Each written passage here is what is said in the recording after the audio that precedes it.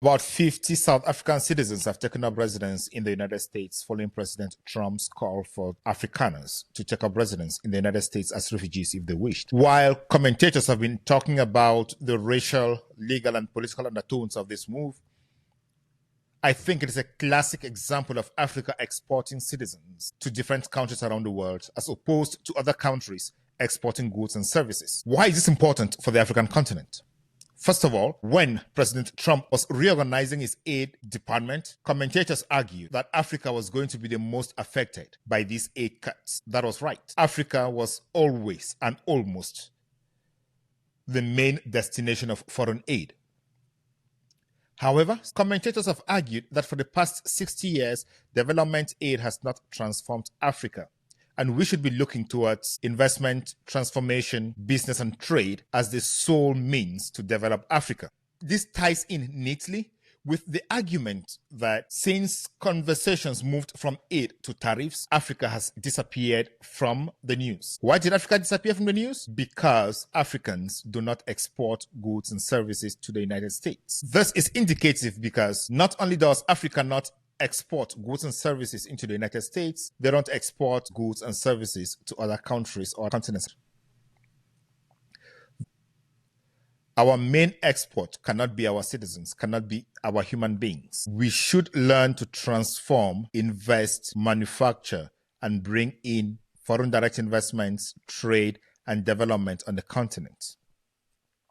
For this to happen, we need to develop governance strategies that are strategically tailored to maintain our citizens on the spot, develop our citizens' skills, and to cause transformation of raw materials on the spot and export finished or semi-finished products. That is what developed all the other countries around the world.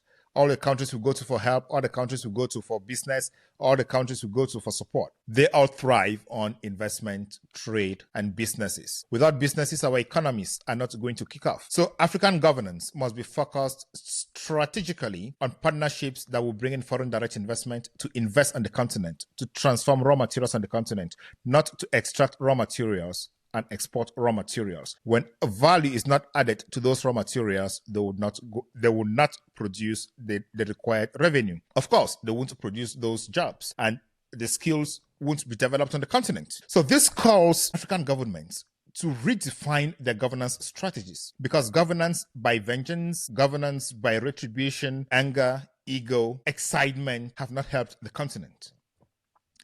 We should be thinking about capitalizing on ourselves. We should be thinking about resolving our problems amongst ourselves. Is it so difficult for us to resolve our problems amongst ourselves? I don't think so. We can learn to talk and resolve our problems. The 50 South Africans who have taken up residence in the United States are 50 lost citizens, plus all the other professionals who have left the continent over the years. I've spoken to Dr. Obadare Ebenezer from Nigeria on this program. He was flabbergasted by the number of Nigerian doctors and Nigerian engineers who've left the continent to go abroad. Why do we keep on sending our best abroad? The answer is simple. Our environment is not convenient. And what is going to make our environment convenient? Investing in transformation, bringing in foreign direct investment, and building an economy that is going to thrive. In the most recent past, South Africa has been the beacon of hope for the rest of the African continent. But businesses are rather leaving South Africa. That tells us that the economy is not as solid as it used to be. And instead of focusing on building a solid economy, we are seeing South African citizens leaving. And these citizens who are leaving are part of the economic base. So why should we develop policies that will send people away?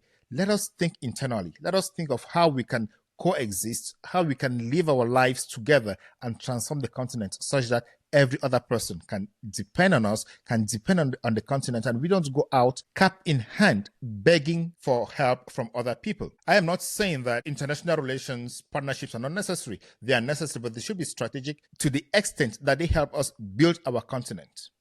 So this is a point of reflection, and one of the reasons I started this podcast was to inspire, to let people talk about what they can do for the continent and how they've been doing it.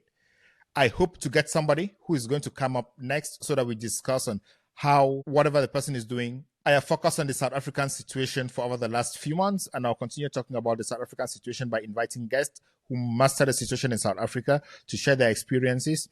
If you disagree with their points of view, look for solutions, or you come share your own point of view so that we talk these things out. No country is ever going to develop if we don't talk. And talking should not involve insults, should not involve disagreements, loud disagreements. It should just involve exchange of ideas. Once a group of people is shut out of the conversation, they start looking for support elsewhere. And once they get support from elsewhere, it becomes difficult to reintegrate in our society. And our society might have regressed. And that is not what we want for Africa. So stay tuned. Thank you, and see you when I produce the next video.